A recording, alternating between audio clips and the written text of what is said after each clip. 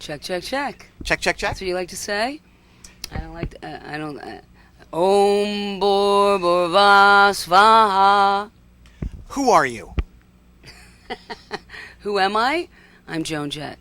Joan Jett, welcome to Vancouver, British Columbia, Canada. Thank you very much. It's great to be here. So here you are on the Warp Tour. A couple dates ago, did you play a gig with the Germs and Joan Jett together on the Warp Tour? Yes, we did. We weren't on the same stage, but we were, in close proximity. So it was a lot of fun to see him again. And you're in the new Germs movie too? Well, I'm not sure. Well, there's a couple of different movies, so I'm not sure which one. I know that they're doing a documentary, which I recently spoke to the woman doing it. So, yeah, I'll be in that one, yeah. But you're not in the actual Shane West movie? I personally am not, but I'm not sure if they have someone in there playing me or not. Now, Joan, you produced the Germs. Did you really see Lemmy of Motorhead beat up Darby? I saw him try, yeah, definitely. Yeah, because Darby came to see us in England, and, he was probably a bit out of it and was just probably I think he jumped on stage or something like that, because I don't remember so clearly either, but, and Lemmy and some of the boys started beating on him, and I'm like, no, he's a friend of mine, and Kenny Laguna, my songwriting partner, we had to stop the beating. Joan Jett, you have your own record label and you're still kicking and rocking with a brand new band, pretty much brand new to your label, the Eyeliners. Yes, the Eyeliners are from Albuquerque, New Mexico. They're three sisters and they play great sort of hooky punk rock music with great melodies. And you're in their brand new video, spray painting a cop car. Was that a lifelong dream of yours to spray paint a cop car, Joan Jett? Yeah, that was fun, definitely. Get my licks back, yeah. Joan Jett, on the Warp Tour a couple days ago, there was an all-female rock band called the Randys from LA. I don't know if you remember them or not. And they said there was a quote coming from you that said, Joan Jett said this, "It's all about the blank in rock. Gotta keep the blank in rock." What are they saying? I wonder what I said. I could have been several different words that I used. But I guess putting any word in there, what do you think, Joan Jett? Gotta keep the blank in rock. It's all about the blank in rock. Is it really, Joan Jett, all about the blank in rock?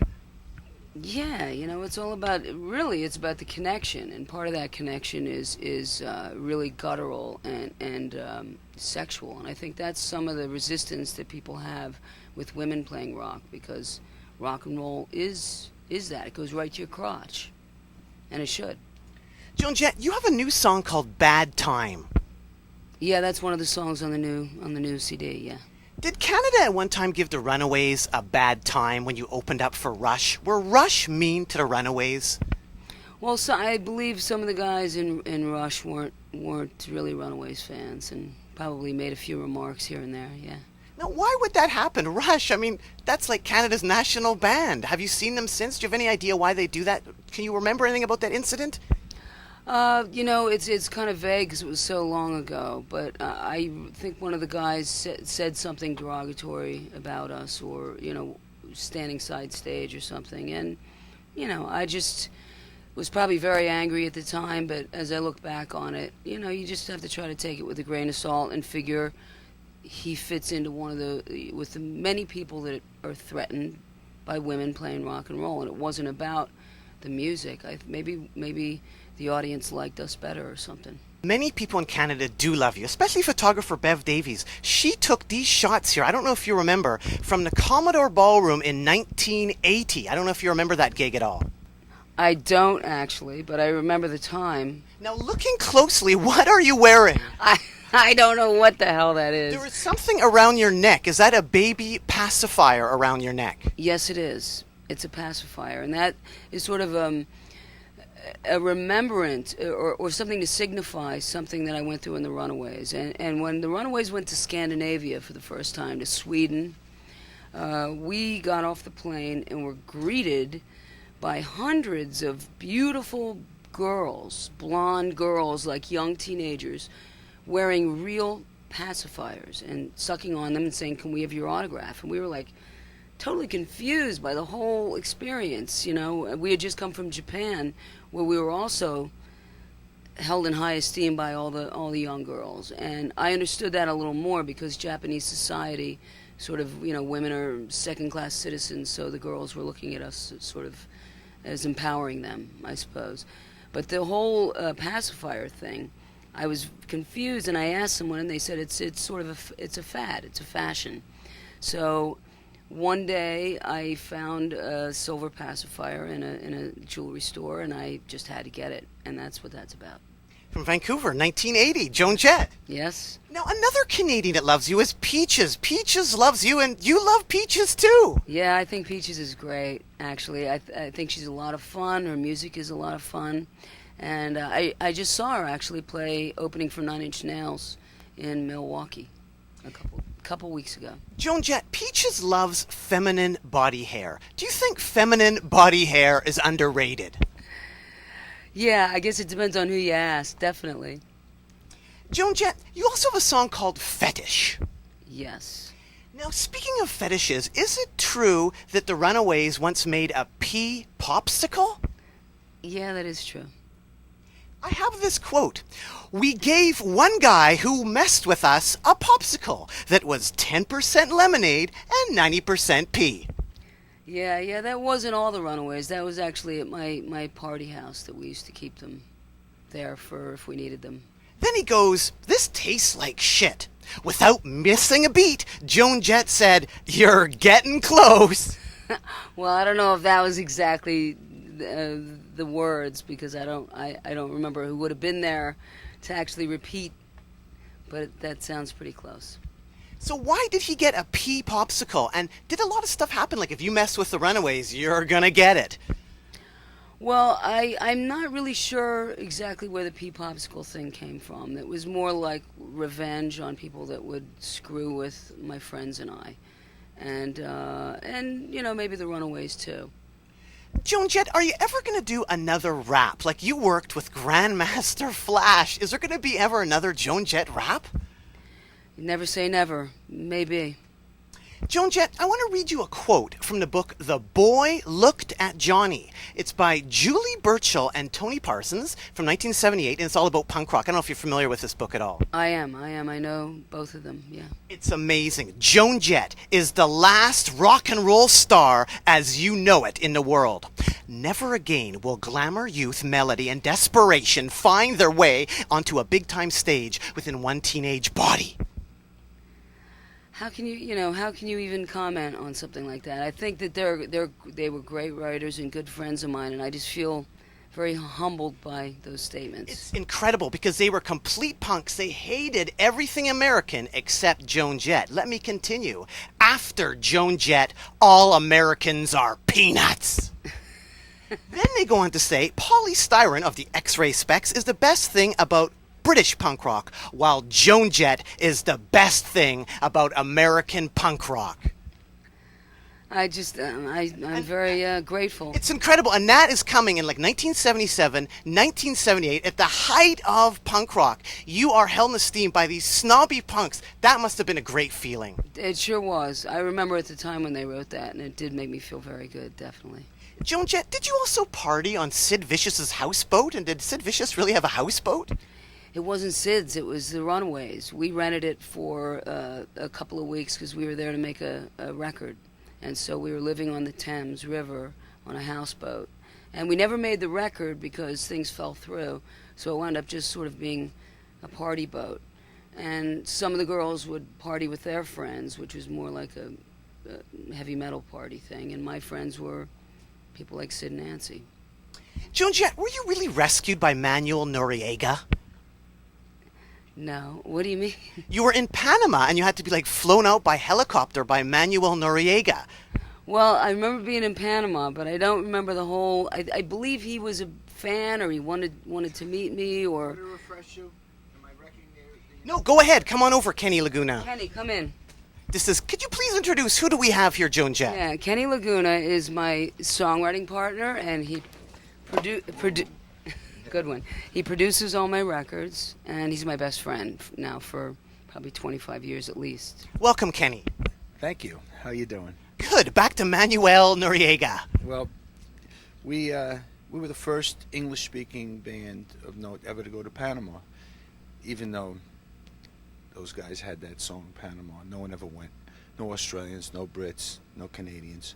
So we were in there with the first rock and roll band, and Panama as a whole country had bootlegged MTV. So they were all watching MTV, and when Joan got there, it was a huge thing. We did a television show. It was a live television show where we were doing 5 songs. I'm pretty sure it was a lip sync. By the time we were done, there were so many thousands of kids outside the television studio that a riot ensued. And Noriega's troops did come and settle that down. And it was chaos. We actually lost the guitar player, and when Joan and I were escaping in the car, we ran over his foot, and we left him behind. It was a very interesting thing. But, the Army got everybody out. And then a day went by, and some of the officials came, and they were all nervous, you could see, and they said that Noriega had sent his presidential plane from another city in Panama and wanted Joan to get on that plane and spend the evening at the palace with him.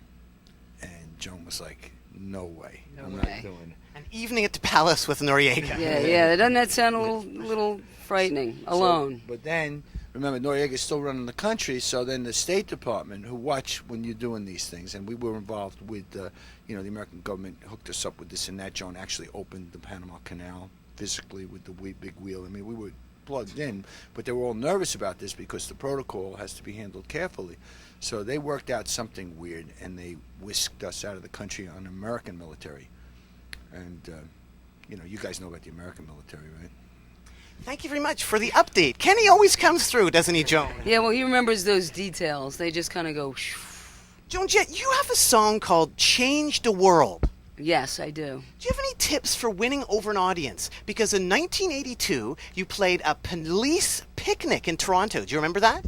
A police picnic. It was called the Police Picnic. I think the police played. And Dirty rat. How could you know all this stuff? You know all these little things. Where do you find all this stuff? well, at the police picnic, I understand people were throwing hot dog and watermelon rinds at you, Joan, and you were able to overcome this. How do you win them over? Like, you were just going, how you doing, Toronto? And by the end, they loved you. I'm not sure. Maybe it's just an ability to take the shots, and so I'm not sure. Sometimes I remember that gig. See, here's the thing. We did the tour before Every Breath You Take with the Police, and it was an amazing tour, and we were about equal at that point. And then they put out that record, and we had hits that same year, but they had that monster record, Every Breath You Take, and we started doing stadiums together. So we did 2 tours in a row with the Police. When we had a show, let's say, where the Kinks would be on it, or a good rock and roll band, the Ramones or something like that, Joan and the Police drew a certain kind of audience that was terrific and compatible. In Toronto that year, they put on like Talking Heads, Flock of Seagulls, and it was all these snobby kind of things going on where they were saying, oh, rock and roll isn't good enough for us. We have something else we're doing, whatever they called it. And I know when Joan got on the stage, the sky went black with garbage that they were throwing on the stage, and Joan doesn't really give in that easily. Yeah, well, I've been hit with so many things, and in the Runaways, I've been spit on, and I've been hit with so many things and called so many things. I'm not leaving the stage. Nobody's getting me to leave the stage. Throwing hot dogs, I don't think so. So I think just... And even watermelon rinds, how dare they? Well, I don't remember know. there was a big sign, I hate rock and roll, Yeah, which is like, you know what? I'm crushed. You see what Flock of Seagulls looks like today? You see what she looks I've like? actually interviewed them. Well, they're good guys, I guess, but, look what she looks like. No, She's yeah, but playing the it's not even about being personal. It's just like it's more about standing your ground, and I'm not sure what I would have said on stage, because sometimes I get antagonistic back at people throwing things, because you can get hurt. But you overcame the moment, which I think is amazing. A lot of performers probably would have crumbled, but the reports were that you did it, Joan. You overcame all these punkers. I'm not sure how I did that. I'm not People sure. going like, how you doing? You kept going, how you doing? How you doing? And by the end, people were totally into it. Maybe, yeah.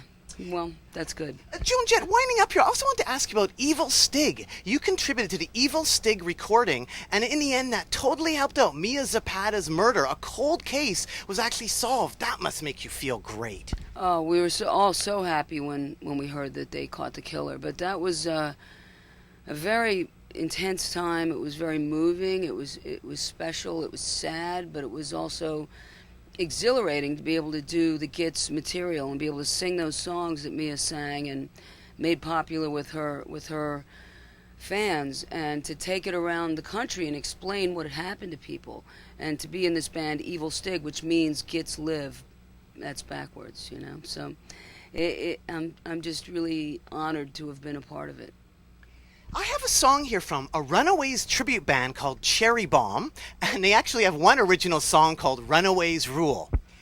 The woman, Christine, is from Portland. I think she has a Runaways or Joan Jett tattoo, and these are the lyrics. I just want to quickly run them by you. Runaways Rule, this is their original. Rock and roll rebel with a cherry bomb. All your records are banned by mom. I like that. Joan Jett and the Germs, Little Darby. Lita Ford loves big hair and Ozzy.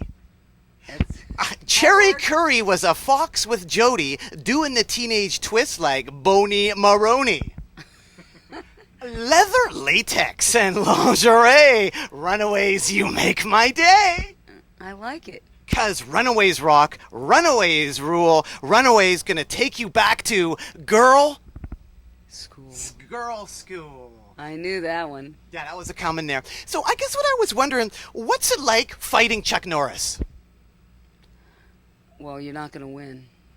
Really? Yeah. Did you train hard for that? No, well, actually, I think I did. This was in a movie in Walker, right? Yes, it was in Walker, Texas Ranger, and I think they had eventually had a stunt person in there to do, the real killing. I'm excited because Kenny was in the 1910 Fruit Gun Company. Yes, he was, and Tommy James and the Shondells, and several others. All that stuff that makes you say bubble Gum.